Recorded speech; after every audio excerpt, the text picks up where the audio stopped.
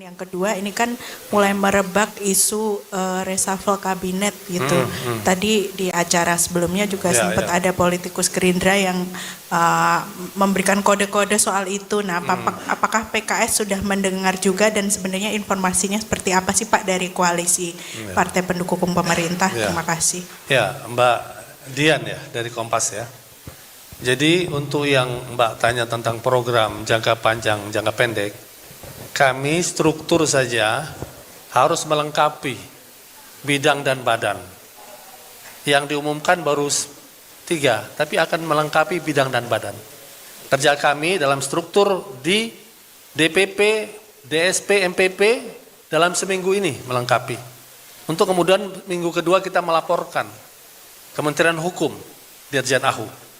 Setelah itu kita akan rapat, disitulah kita membuka. Ada program kita masa lalu, keberhasilan, kegagalan kita yang baik, yang buruk, dan apa yang kita lihat kondisi kekinian, kita susun bersama. Jadi kalau untuk pertanyaan pertama Mbak, itu nanti kita akan bicarakan secara panjang di dalam dulu ya. Pemilihan DPW, DPTW dan DPP. Iya, tentunya nanti dilanjutkan setelah pemilihan di pusat, akan terjadi juga pemilihan di wilayah, di provinsi dan kabupaten kota ya. Lalu yang kedua tentang Mbak bicara reshuffle ya, saya kira pertama itu adalah prerogatif presiden. Semua pihak harus menghormati. Itu dijamin oleh undang-undang dasar, oleh undang-undang.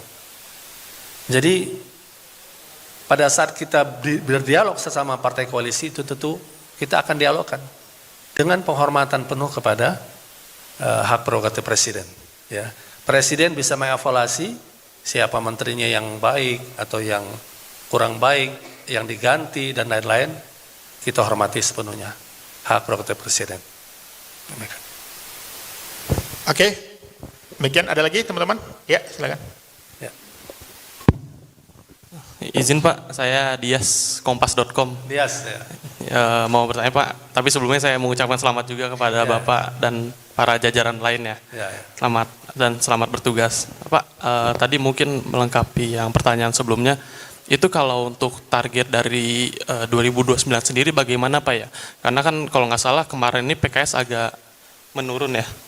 Dan nanti gimana Bapak target-target selanjutnya?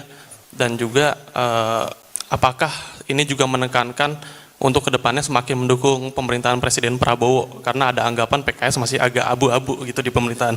Terima kasih sebelumnya Bapak. Ya. Maju Syuro full mendukung koalisi, sehingga tidak ada perdebatan tentang koalisi di Maju Syuro. Kita bicara ke depan, kita bicara ingin keberhasilan kabinet Pak Prabowo. Karena keberhasilan beliau adalah kebahagiaan 280 juta masyarakat Indonesia. Tentu kami ikut berbahagia karena kami berada di dalamnya. Oleh karena itu sebagai mitra koalisi, kami akan berupaya bagaimana Pak Presiden Prabowo berhasil dengan seluruh berbagai programnya. Ya. Itu pertanyaan Anda pertama ya. Pertanyaan Anda kedua tadi apa? Target. Ya, alhamdulillah PKS berhasil meningkatkan suara maupun kursi. Diwakilkan di pusat saja, kita dari 50 kursi menjadi 53 kursi. Tentu PKS akan berjuang pada pengurusan kami dengan pengalaman-pengalaman kami yang lama, ya, dengan pengurus baru yang juga diisi anak-anak muda. Mudah-mudahan kami harus selalu optimis. Tentu berdoa, berikhtiar, semoga PKS tetap bisa eksis bahkan bisa menambah kursinya. Ya. Baik, lagi teman-teman. Terakhir TV One ya, silakan. Cek ya. Perkenalkan Pak, nama saya Ardo dari TV One. Ardo ya.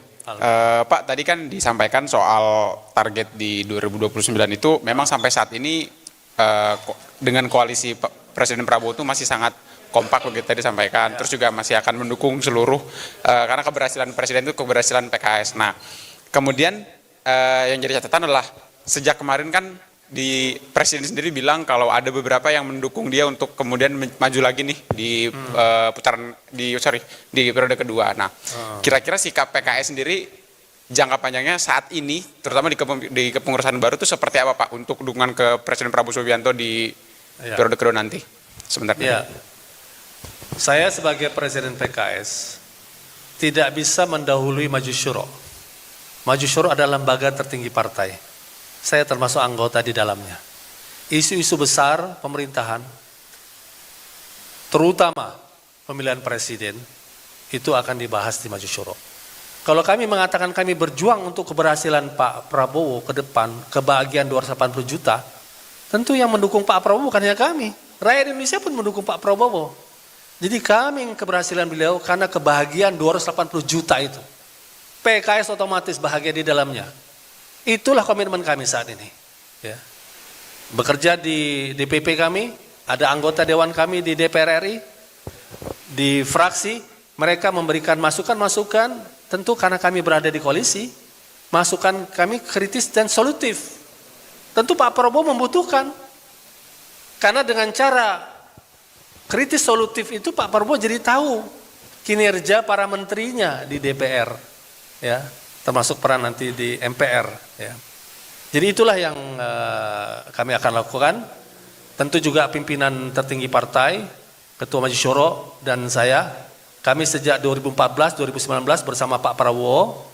2019 kami menemani Presiden partai juga, sering bertemu Pak Prabowo pada waktu itu sebagai calon presiden. Jadi hubungan Ketua Maju Syuro, Pak Sohibul Iman dan saya, kenalnya kami, bahkan kami pernah berdialog dalam ruangan hanya bertiga. Kami berdua dan Pak Prabowo, jadi sudah sangat dekat.